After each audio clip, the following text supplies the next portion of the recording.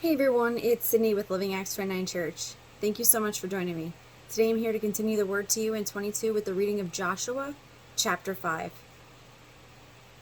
So it was when all the kings of the Amorites who were on the west side of the Jordan, and all the kings of the Canaanites who were by the sea, heard that the Lord had dried up the waters of the Jordan from before the children of Israel until we had crossed over, that their hearts melted. And there was no spirit in them any longer because of the children of Israel. At that time the Lord said to Joshua, "Make flint knives for yourselves, and circumcise the sons of Israel again the second time." So Joshua made flint knives for himself, and circumcised the sons of Israel at the hill of the foreskins.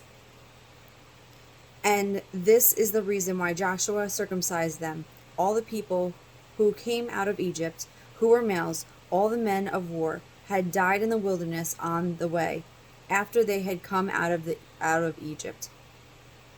For all the people who came out had to be circumcised, but all the people born in the wilderness on the way as they came out of Egypt had not been circumcised. For the children of Israel walked 40 years in the wilderness, till all the people who were men of war who came out of Egypt were consumed, because they did not obey the voice of the Lord, to whom the Lord swore that he would not show them the land which the Lord had sworn to the fathers that he would give us, a land flowing with milk and honey.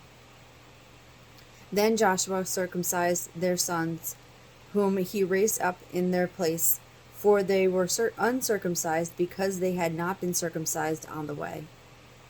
So it was when they had finished circumcising all the people that they had stayed their place in the camp till they were healed. Then the Lord said to Joshua, "This day I have rolled away the reproach of Egypt from you." Therefore the name of the place is called Gilead to this day. Now the children of Israel camped in Gilead, and kept the Passover on the 14th day of the month at twilight on the plains of Jericho. And they ate of the produce of the land on the day after the Passover, unleavened bread and parched grain on the very same day. Then the manna ceased on the day after they had eaten the produce of the land, and the children of Israel no longer had manna, but they ate the food of the land of Canaan that year. And it came to pass, when Joshua was by Jericho, that he lifted his eyes and looked, and behold, a man stood opposite of him, with his sword drawn and in his hand. And Joshua went to him and said to him, "Are you for us, or for our adversaries?" So he said, "No, but as commander of the army of the Lord I have now come." And Joshua fell on his face to the earth, and worshipped, and said to him, "What does my Lord say to his servant?" Then the commander of the Lord's army said to Joshua, "Take your sandal off your foot, for the place where you stand is holy." And Joshua did so. Thank you so much for joining me today. Stay tuned tomorrow, where we continue with Joshua chapter 6.